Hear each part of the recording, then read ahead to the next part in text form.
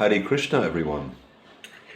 Welcome to tonight's recorded 30-day Krishna Prem Challenge video. As I announced, today's subject going to be matter is why did Lord Krishna arrange for you to come to the Mandir to meet with myself, his servant, and what was the deeper meaning rather than just coming as another tourist, as many thousands of people do. You see, I don't get to speak to everyone, but there are a few that he selects. He arranges everything. And that's very beautiful, because it gives even more deeper reason to why you and I met in the first place. You see, Lord Krishna, not only did he arrange for you to come, he wanted you to come for a specific reason. Most of you live in the normal material world. And living in the material world, we get very lost. And we find our lives full of suffering. We do have some happiness as well, of course. But happiness is never lasting. It's temporary. It comes and it goes. And when it comes, we grasp it and we want to hold on to it. But it goes again. And in between, we get some dips of life, we get some confusion, we get some frustrations. We're not sure what we're doing. And then we search. How can I find more happiness? So we start to looking outside of ourselves. Can I find happiness with a particular type of job? If I buy something, is that going to make me happy? If I eat something particular, is that going to make me happy? If I go meet these friends, are they going to make me happy? And yes, for maybe a moment at a time, you do feel happy. But thereafter, we're left in this blank space. And this blank space gets either filled with desiring the same thing again, because usually once we find some aspect of happiness, we want more of it. And therefore we start to compete. Not just competing with other people, we compete with ourselves. And we get desperate to find that same experience. But what Lord Krishna teaches us is there is nothing in life that is the same. But the one thing about living in the material world, where it's full of sense desires, is they're very difficult to be met. You see, sense desires leads to lusting.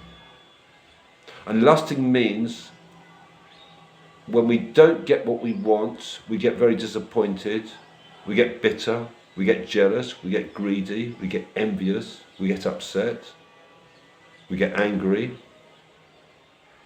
we get intolerant. And it's all these characteristics living in the society that we do nowadays that actually don't say a lot of good for ourselves. What do I mean by that? You see, we have characteristics. Our characteristics are based on what we've experienced in our life, as well as the family, the schooling, and the environment that we live in now, and the influences of work. And just think about this for a moment. When you originally came to the Mandir, there was something very special. I may have already shared it with you, but I'll say it again to you. I tried to engage with everyone to make them understand the message that Lord Krishna wants to share with everyone. You see, at some point in your life, in your past life, you and me and everyone else came from the spiritual world. But Lord Krishna gave us free will to leave that spiritual world and rather than serve the Lord anymore, to serve ourselves. And now, living in this material world, this is what we do. We serve ourselves. Everything's about I, me. We're told from a young age, be competitive. Be the most successful son or daughter. Have the biggest house. Have a big family, have lots of money, have an important job, or a very successful large business.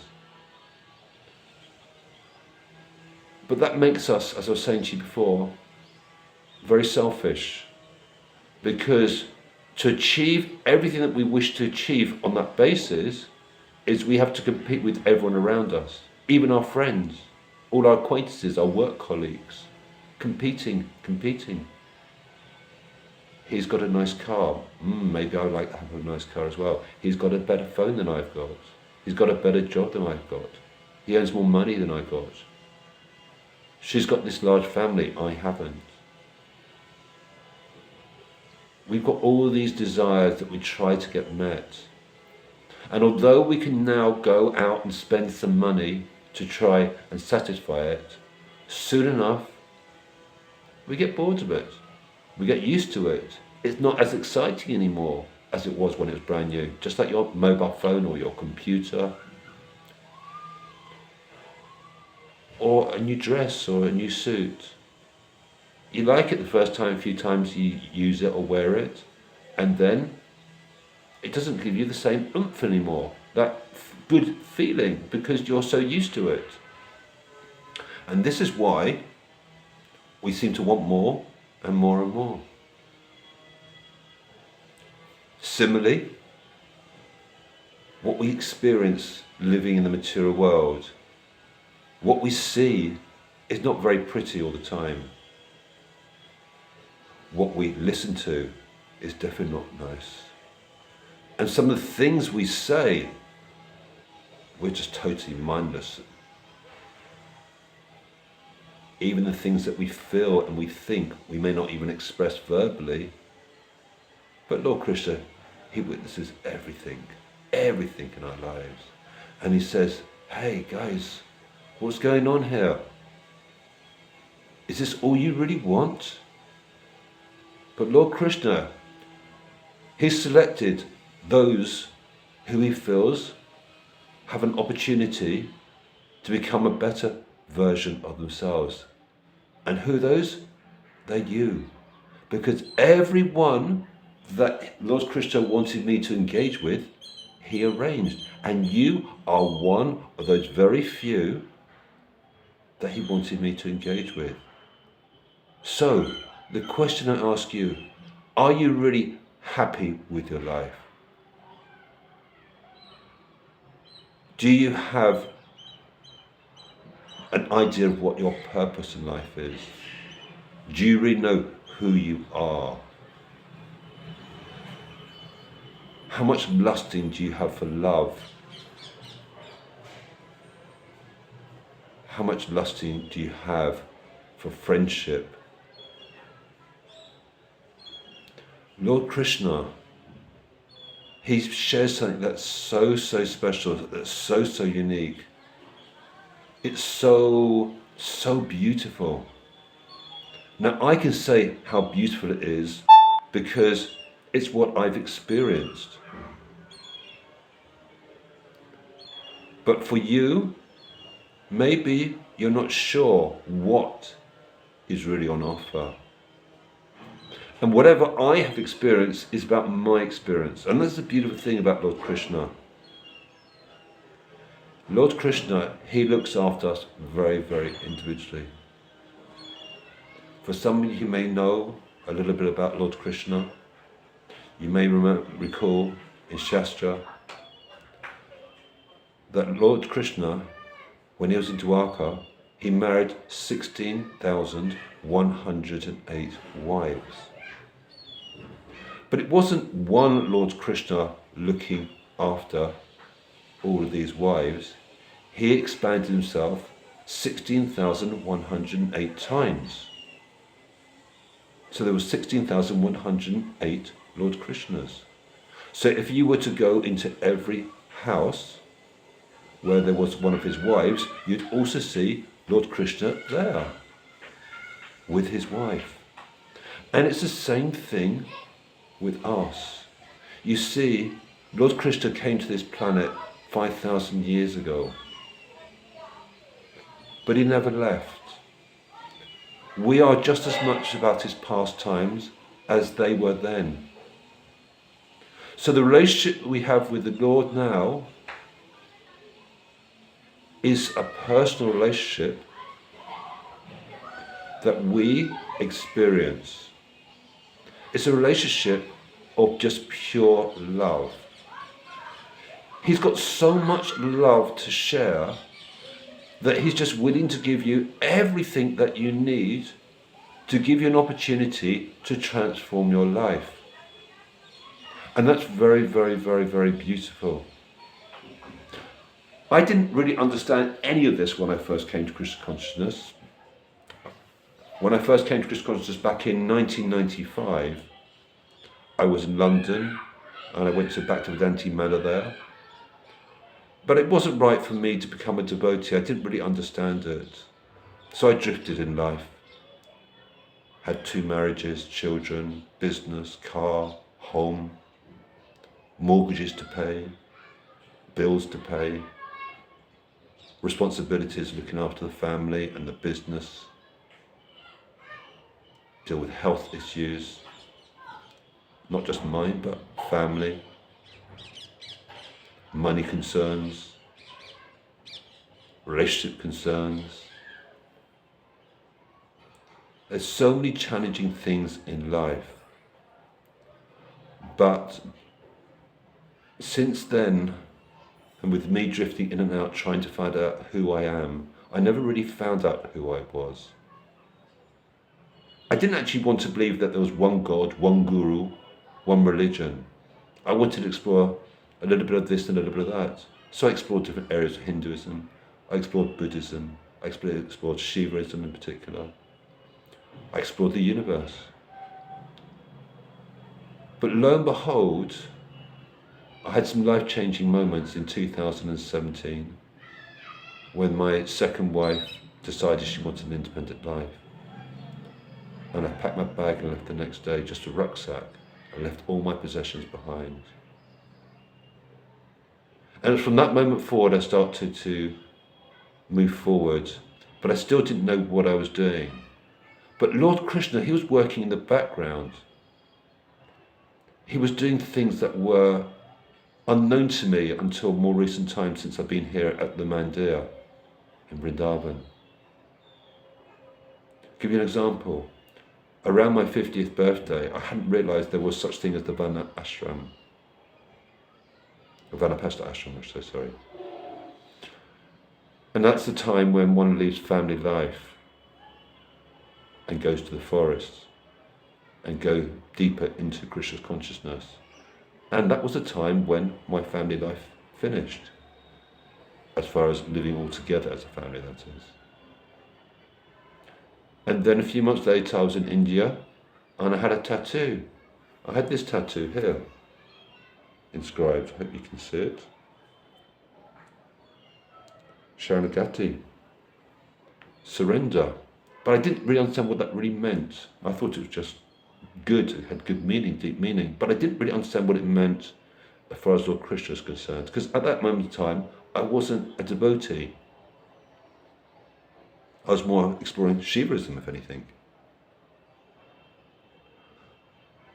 And then again, I had a few life-changing moments in 2022 when I came out of another relationship. And I realised relationships aren't me anymore. I'm going to become a monk.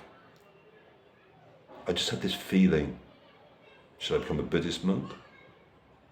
Or should I become a Krishna consciousness monk?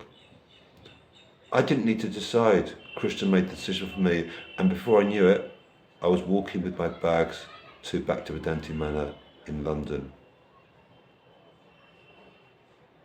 It felt right. It was a smooth journey, carrying whatever I could carry and leaving everything else behind. And from there, arrangements were made for me to come here to India, originally just for a 3-month trip. But when I came here, I realised something was happening. Something was very, very different happening in my life. There were lots of challenges, health problems.